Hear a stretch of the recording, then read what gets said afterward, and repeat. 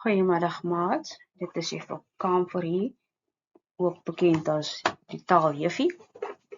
Ons kyk na vraagstuk 1 van graad 10 en ons fokus op opsomming. Hierdie sal die tweede opsomming wees.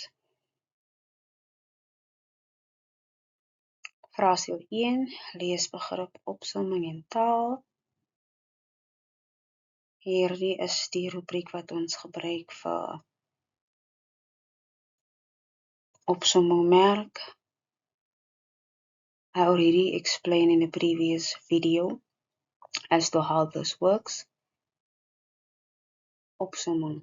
Kenmerke van 'n opsomming. Guidelines to a summary. Lees jou instructies. Read your instructions. In your instructions, you will know what you should summarize, how you should summarize, and how many words. Lees jou leesstuk, read your text. Onderstreep jou sleutelwoorde. Underline your key points. So this key points is the key points you identify that will be your summary, part of your summary. Tel die woorde wat jy onderstreep het. You need to count the words that you underlined or highlighted because it might be more than 70 or 70 instruction. Clearly say 70 words. Your total summary should be 70 words. Verkort die woorde as dit meer as 70 woorde is. So you will shorten the words and then add some of your own words if the words you are highlighted or underlined is more than 70 words. Instructions. So we're looking at a summary. This is the instructions for the summary. Som die 7 feite van wat met jou vel gebeur soos jy ouer word in jou eie sinne. So what you should summarize, I've highlighted already. Nummer 2, skryf 7 feite puntsgewys neer in number form 1 to 7, skip a line in between. Nummer 3, skryf slegs 1 feit per sin, only one fact. You cannot have more than one fact in a sentence by your number. Number 4, nommer die feite van 1 tot 7. And you have to skip lines, not skip lines, you need to leave a line open. Nummer 5, jou opsomming mag nie langer as 70 woorde wees nie. It should not be more than 70. If it is more than 70, I take my red pen and I scratch it out. I draw a line. I do not read your other numbers, your other words if it's more than 70. Nummer 6. Dui die korrekte getal woorde aan die einde van die opsomming. You need to write down how many words, your total words of your summary. Wat gebeur met jou vel soos jy ouer word? You will see we have 7 paragraphs, so 1 key point out of each paragraph. Jou vel raak elke dag droër. Hierdie is baie algemeen. Diegene met 'n olierige vel kan vir 'n slagfees vier, omdat dit stadiger met hulle gebeur. 'n Droër vel word veroorsaak deur die afskakeling van verskeie olie en sweetkleertjies. Dit kneus makliker. Jy sal heel waarskynlik meer blou kole opmerk as van tevore. Dit is net omdat jou vel dunner word tydens die proses wat minder weefsel oorlos om die impak van 'n stampie te absorbeer.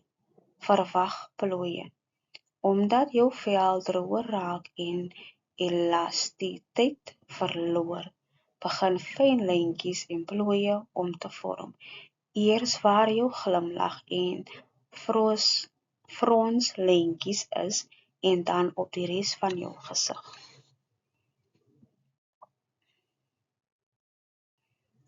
So number 1 is jou vel raak elke dag droër. Keep in mind, wat gebeur as jou vel soos jy ouer word? Lyntjie 2, paragraaf 2, dit kneus makliker. Nummer 3, verwag plooie. Remember, this is the highlight or underlined version of the text. you can write it down as it is, and it must be 70 or less, but you will not get the 3 marks for the taal. You only get the 7 marks for the facts, the 7 facts. Dit vat langer om te herstel. Merkies en vlekkies verdwyn nie so gou soos hul eens sou nie.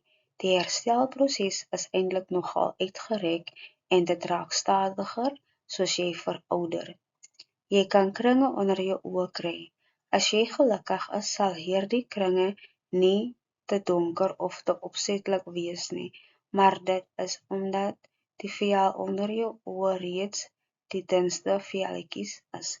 Jy merk donker vlekke op. Hierdie donker merkies word veroorsaak deur blootstelling aan die son.